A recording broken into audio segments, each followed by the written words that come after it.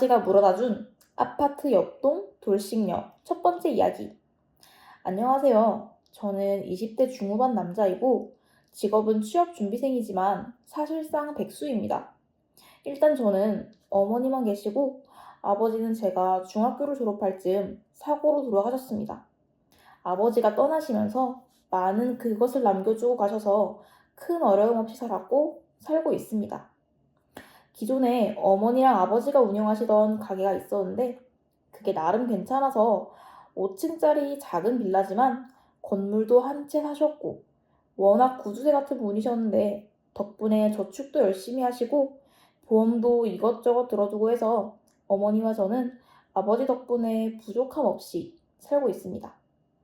근데 제가 태어나기 전에는 진짜 너무 힘들게 사셨고 몇 장 없는 부모님 신혼 때 사진 보면 가슴이 찡할 정도로 두 분의 모습이나 옷, 당시 사시던 곳에서 찍으셨던 사진을 보면 참 두 분이 존경스럽고 대단하다고 생각합니다. 그래서 그런지 아버지가 유독 절약 정신이 투철하셨던 것 같습니다. 아무튼 그래도 아버지의 추억이 많은 집이고 어머니가 조금 힘들어 하셔서 고등학교 입학하고 좀 지났던 것 같은데 그때 빌라는 통으로 세를 주고 근처 아파트로 이사를 했습니다. 서론이 길었습니다.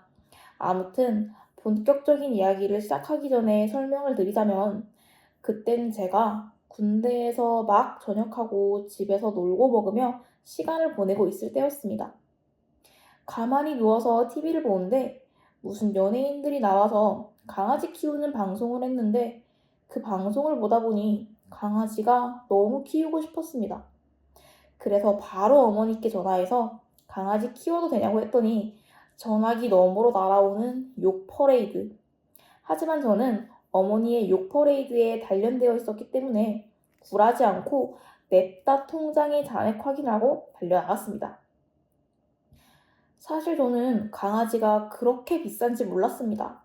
시골에서는 막 10,000원, 30,000원 그랬던 것 같은데 처음에는 카드로 강아지 집이나 옷, 사료 이것저것 살 생각에 넉넉하게 챙겨야겠다 싶어서 30만 원을 찾아가는데 뭔 강아지들이 그렇게 비싼지.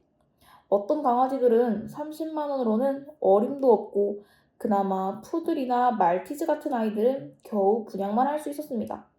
그래서 막 가게 주인이랑 강아지는 처음 키우고 금액은 얼마까지 생각하고 있다고 추천해달라 해서 이런저런 아이들을 추천받았는데 아무래도 푸들이 털 빠지는 것도 적고 애교도 많고 해서 처음 강아지 키우는 사람한텐 좋다면서 권하길래 보니까 주먹만한 것이 곱슬곱슬하면서 귀엽길래 바로 데려왔습니다.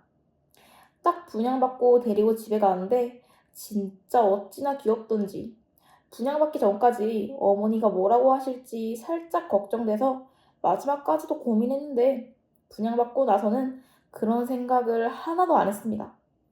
그렇게 집으로 데려가서 물도 먹이고 사료도 불려서 먹이고 놀고 있는데 어머니가 현관문 여는 소리가 들렸습니다.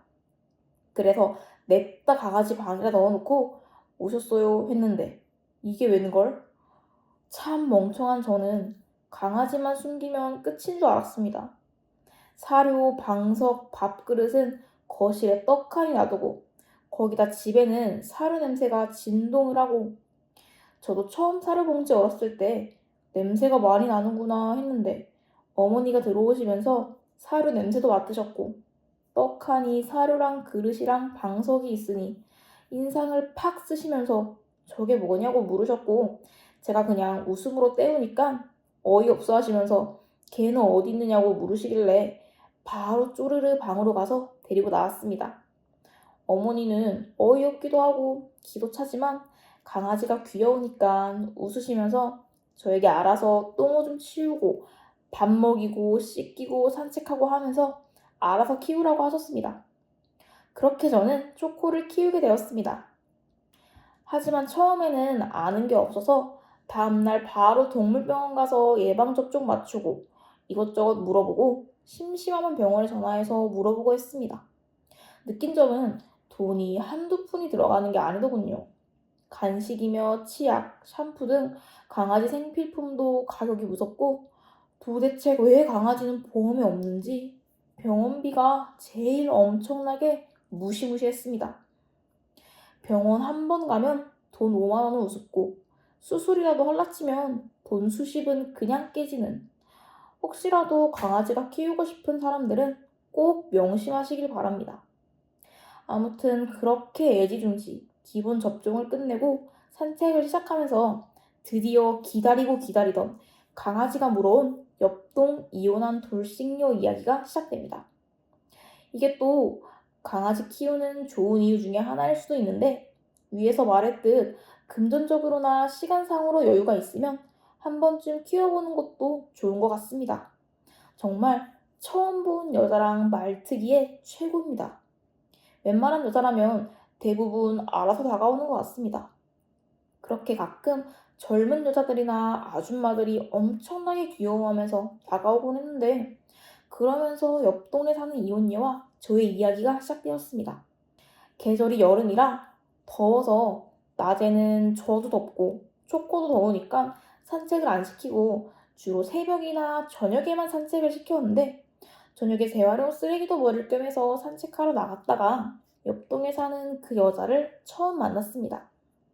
사실 쓰레기를 버려도 같은 동 사람들만 만나다 보니까 다른 동 사람들이랑은 만날 일이 없는데, 쓰레기를 버리고 산책시킬 겸 지나가다가 그녀와 마주쳤습니다. 처음에 눈인사만 가볍게 하고 가려는데 우리 초코를 보더니 "와, 귀엽다" 하면서 다가와서 초코를 만지면서 처음으로 대화를 나누었습니다. 강아지 이름이 뭐냐, 몇 살이냐, 남자냐 여자냐 등등 이야기하면서 자연스럽게 서로 자기소개를 하게 되었는데, 30대 중반이라고 했습니다. 그렇게 그날은 짧은 대화를 하고 헤어졌고, 이후부터는 마주칠 때마다 반갑게 인사를 나누면서 지냈습니다. 그러다 며칠 뒤 저녁에 산책을 하던 중 그녀를 또 만났습니다. 자기도 강아지 키워보고 싶은데 모르는 것도 많고 이래저래 고민이라고 하길래, 저도 처음 키우는 거고 돈이 조금 들어가긴 하지만 이래저래 좋은 게 많다, 어렵지 않다 등등 초코를 키우면서 느낀 점을 이야기해 주었습니다. 그러면서 그녀가 먼저 연락처를 알려달라고 하길래 연락처를 알려줬고, 그날도 그렇게 헤어졌습니다. 그 후로 초반에는 주로 강아지와 관련된 문자를 자주 주고받으면서 이야기하다가 시간이 흐를수록 점점 사적인 이야기도 많이 하게 되었습니다. 그러면서 그녀가 한 번 갔다 온 이혼한 돌싱녀란 사실을 알게 되었습니다. 강아지가 울어다준 아파트 옆동 돌싱녀 두 번째 이야기로 이어집니다. 구독과 좋아요 부탁드려요.